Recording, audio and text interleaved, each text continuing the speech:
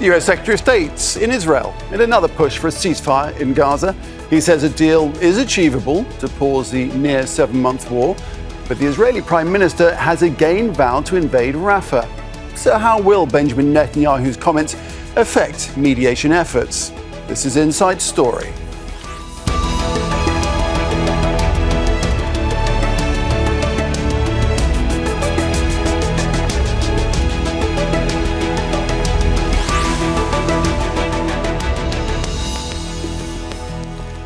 Hello there and welcome to the programme. I'm Nick Clark. So the time is now. Antony Blinken striking an urgent tone in his attempts to get a ceasefire in Gaza. America's top diplomat says a strong proposal is on the table as he makes his 7th visit to the Middle East since fighting began in October. That's as indirect negotiations for a ceasefire between Israel and Hamas carry on in Egypt. But questions are being raised about the chances of an agreement being reached after the Israeli Prime Minister reiterated his plan to invade Rafah. Can Benjamin Netanyahu's threat disrupt talks to end the war that's killed more than 34,500 Palestinians? We'll explore this and other issues with our guests in just a moment. But first, this report by Katia Lopez-Horian. A renewed push to reach a ceasefire deal in Gaza.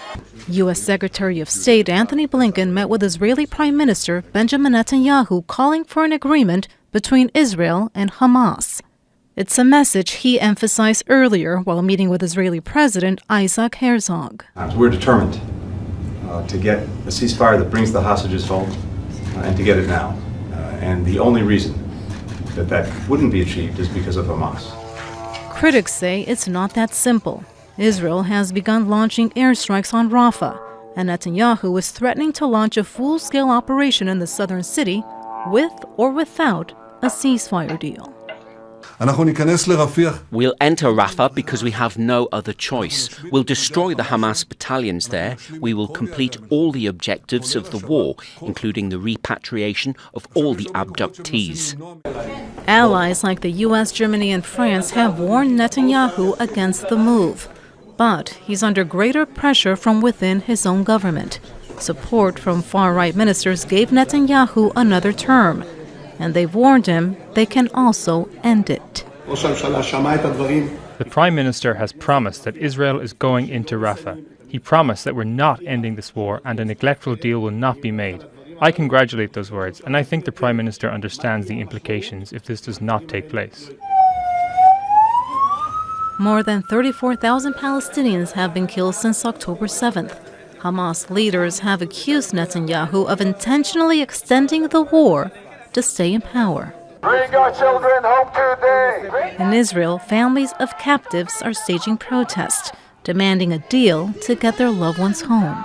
Apply whatever pressure is necessary to Hamas, but not only to Hamas, also to the Israeli Prime Minister. Apply whatever pressure is necessary. And in Rafah, about 1.5 million Palestinians wait, with nowhere else to go. The UN chief Antonio Guterres says an assault on the city would lead to an unbearable escalation, with devastating consequences in Gaza and the wider region. Katia Lopez-Horian, Al Jazeera for Inside Story.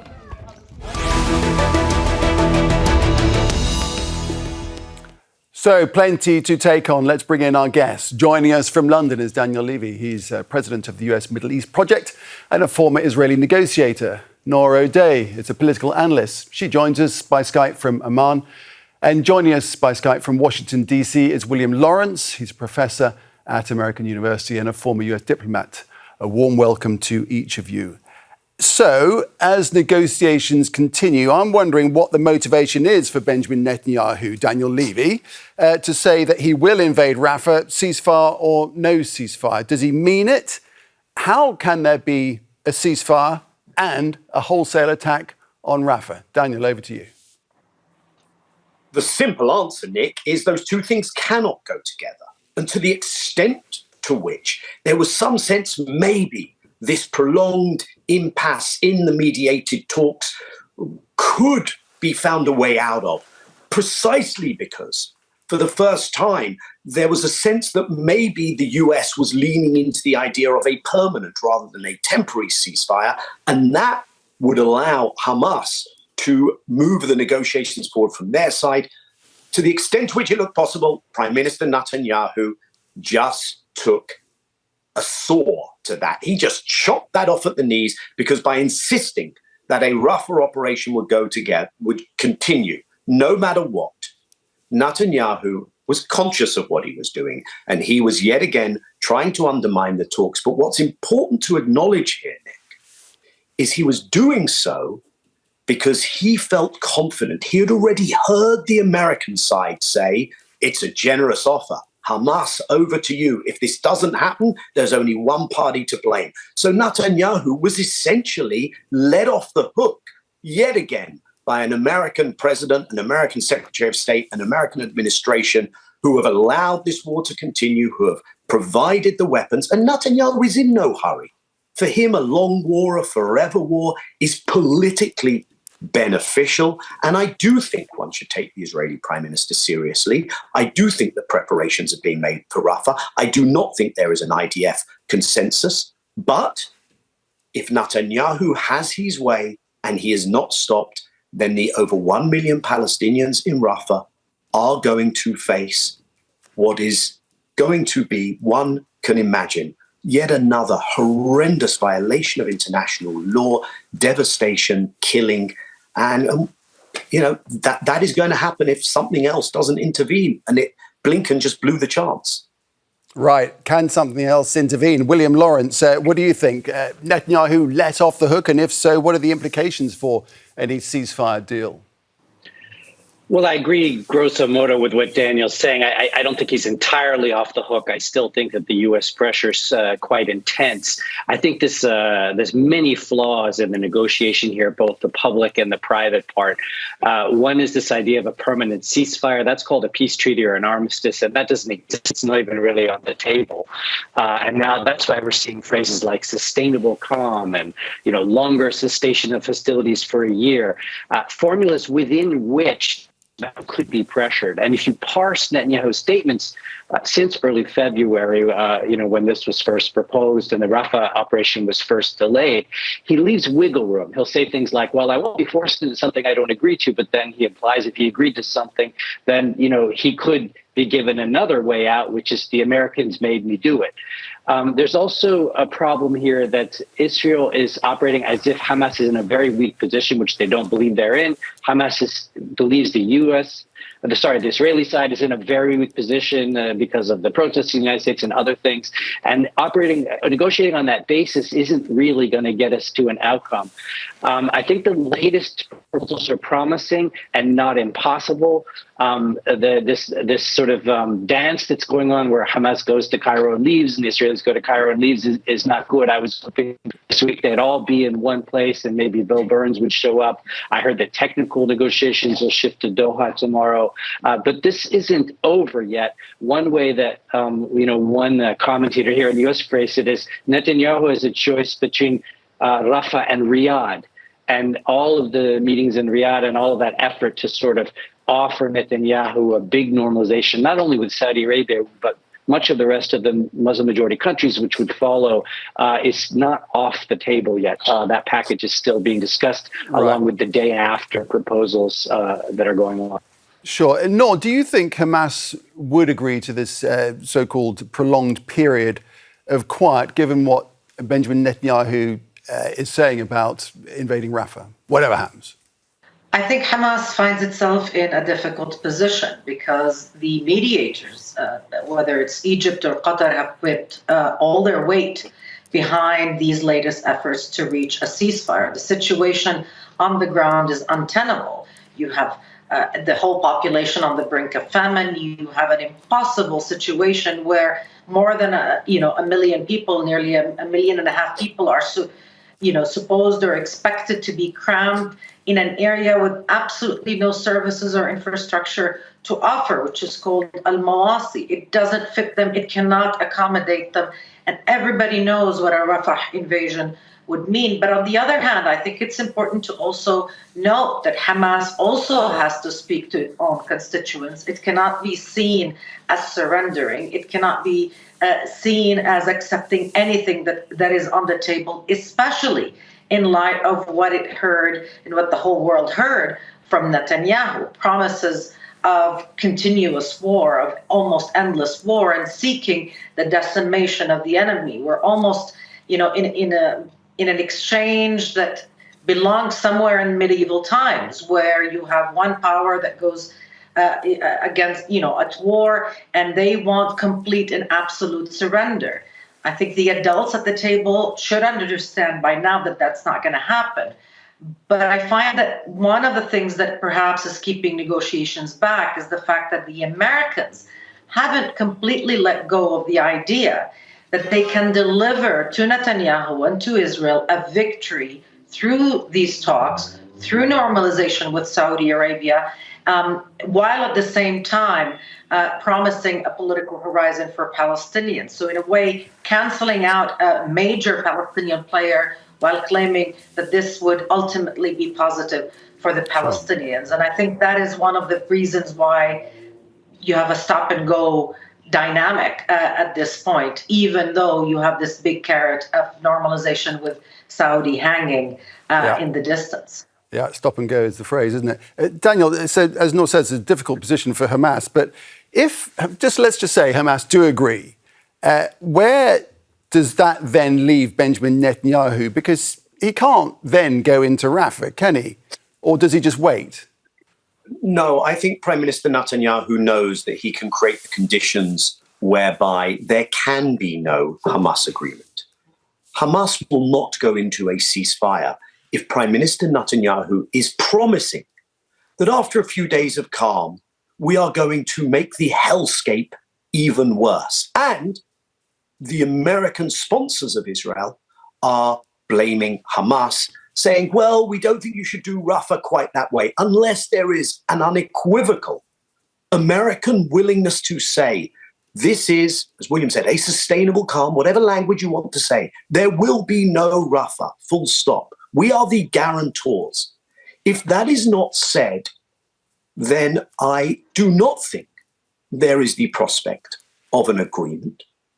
Prime Minister Netanyahu knows that. That is why he has positioned himself in the way he has. But Prime Minister Netanyahu doesn't want to take the blame. There's a poll in the Israeli media today which says that the Israeli public would support by 47 to 32, the rest are don't knows, a deal that involved the release of the hostages, a permanent end to this war, and the release of thousands of Palestinians, they call them terrorist Palestinians, held in Israeli prison. He knows that there is not a consensus around Rafah. He knows that within his own military, there are reservists who have said they will not show up because of burnout. He knows that 400 families of soldiers in regular duty have written to Gantz and Eisenkot in the war cabinet to say, if you go into Rafah, it's the end of the hostages. Please withdraw from the government if that's the proposal. So there's internal pressure. He needs a way out from that internal pressure. The way out from that internal pressure is to blame Hamas. And rather than making this harder for Netanyahu, it does seem that the Secretary of State and the President have just given Netanyahu his get out of this card, which for him is, of course, also a get out of jail free card, because he is, after all, still a prime minister in court who, for his political survival, needs the continuation of the war. Right. Now, the international community, of course, has made its position clear. President Biden has said the invasion of Rafah is a red line. Not easy to see how the Israeli offensive on Rafah could be compliant with international law, so says the UK Deputy Foreign Minister Andrew Mitchell. France has weighed in too. The UN Secretary General has said also there's an assault on Rafah would be an unbearable escalation, appealing for all those who have influence over Israel to do everything in their power to prevent it. So that's a general view internationally. William Lawrence, first up, what does President Biden mean when he says it's a red line? Can he bring any more pressure to bear? What if Netanyahu did go into Rafah? Would he do anything? Well, as one senior Qatari negotiator told me, if the Americans put in 20% more pressure on Israel, this thing would have already been over. But let's talk about Rafah for a minute. The Americans keep saying no, but. And the but means protection of the 1.5 million civilians in and around Rafah. And the way to sort of see where that's going is the 40,000 tents for 400,000 people, which began to be built north of Rafah and then doesn't seem to have gone any further. The Israelis are telling the Americans nothing would happen until after Passover, and it would be 2 to 4 weeks to move everyone out before the ground invasion. The Americans were saying it should take more like 3 to 4 months to move everybody. And then this gets to another thing a Qatari negotiator told me. He said this is basically about hostages, prisoners, and troop movements. And when he says troop movements, he means where do the Israelis pull back to? And the latest offer was sweetened with a pulling off the Netzarim corridor, which divides North and South Gaza, and the opening of those two rows of the main roads that go north-south in Gaza, and also a big movement of population back towards the north, which would presumably need to be supported by the new $230 million pier being built, largely because the Israelis won't let in aid, despite all of the arm twisting America says it's doing on the aid. And so all of that suggests to me that things aren't as imminent on Rafah as they keep saying. Blinken did say again the day before yesterday, there's no plan we've seen. Austin testified the same thing yesterday. So the Americans are not signing off on Rafah and would want a massive protection of civilians we haven't seen yet. So in essence, the Americans have kind of boxed Netanyahu in without anyone really recognizing it or giving them credit for it. They're basically saying ceasefire or Rafah operation in a way you've never done any of this operation. And that's something that Netanyahu's having a hard time swallowing. And that's one of the reasons we're also at this impasse. Nour, I'm going to throw it to you now for any comment off the back of that. But I just want to say this, that the UNA chief, Martin Griffiths, said that the simplest truth is that a ground operation in Rafah will be nothing short of a tragedy beyond words. Nour. Absolutely. I think it would be apocalyptic. I mean, we've seen the scenes of the aftermath of ground invasions in Khan Yunis, in Al-Nusayrat, in Gaza City, in Beit Lahia. And they are scenes of utter decimation. Fast forward 6 months where you have an entire population that is malnutrition, that is fatigued, that has lost loved ones, that knows there's no way out. There is no hospitals to go to even. And yet you've got yourself a combination that no amount of aid can possibly ameliorate or make better, let alone the fact that aid would be very difficult to come in and so on. But I think what's really interesting right now about all of these statements we're hearing from Blinken or from Washington is just how elastic those American red lines have proven to be.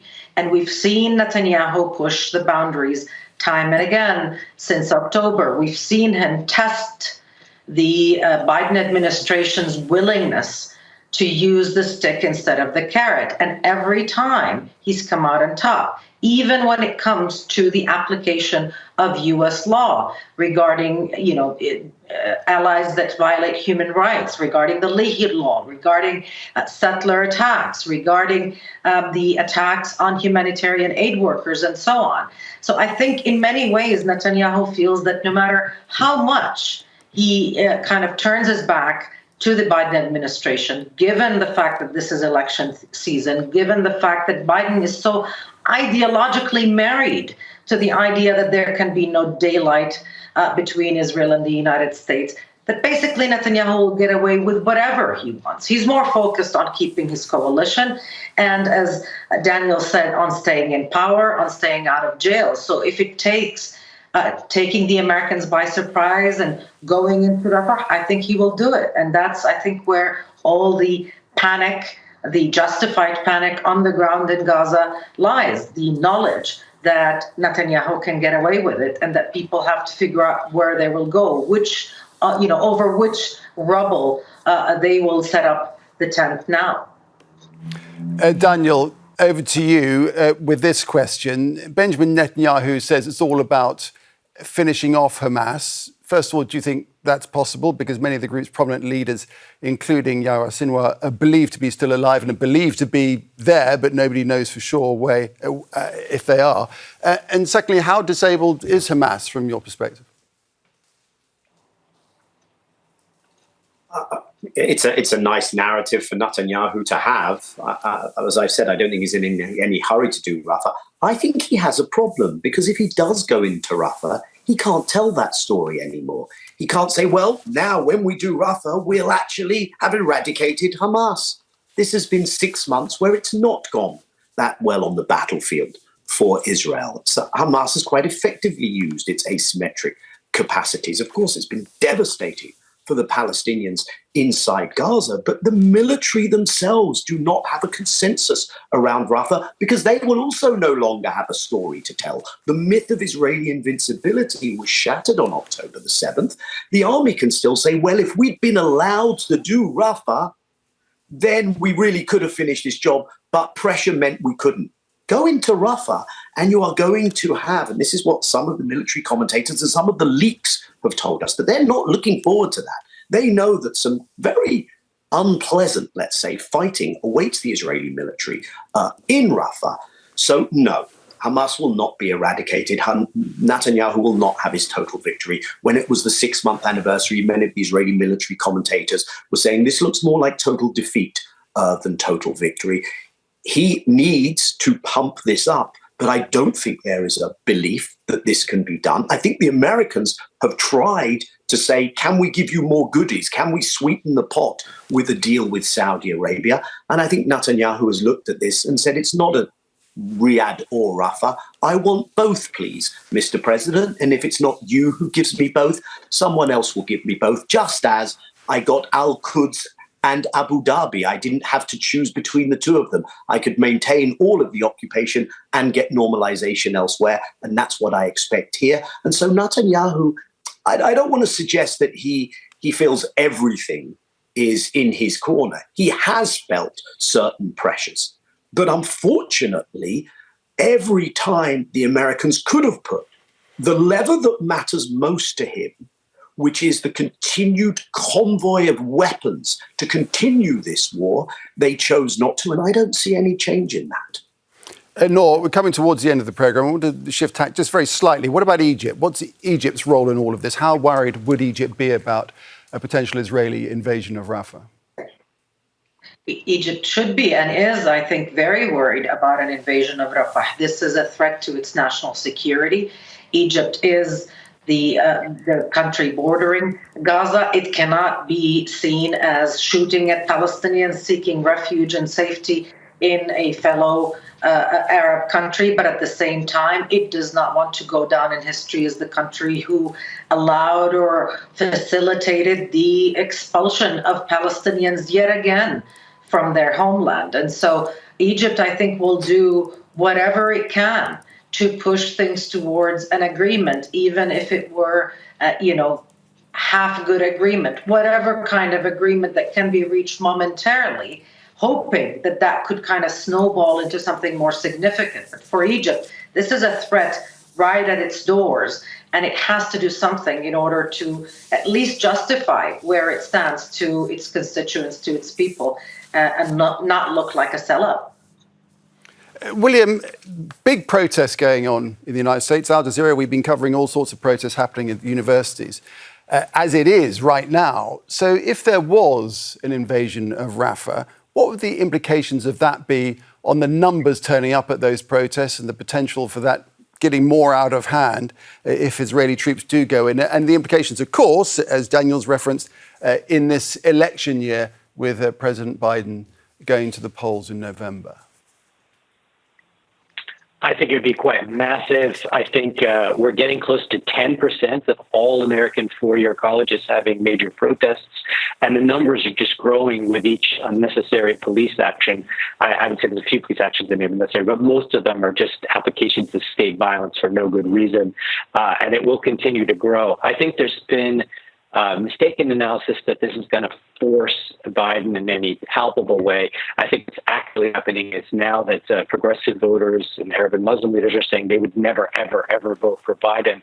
That's pushing Biden back to the center, the Haley voters and all that. And I don't think the protests will massively affect Biden's decision-making.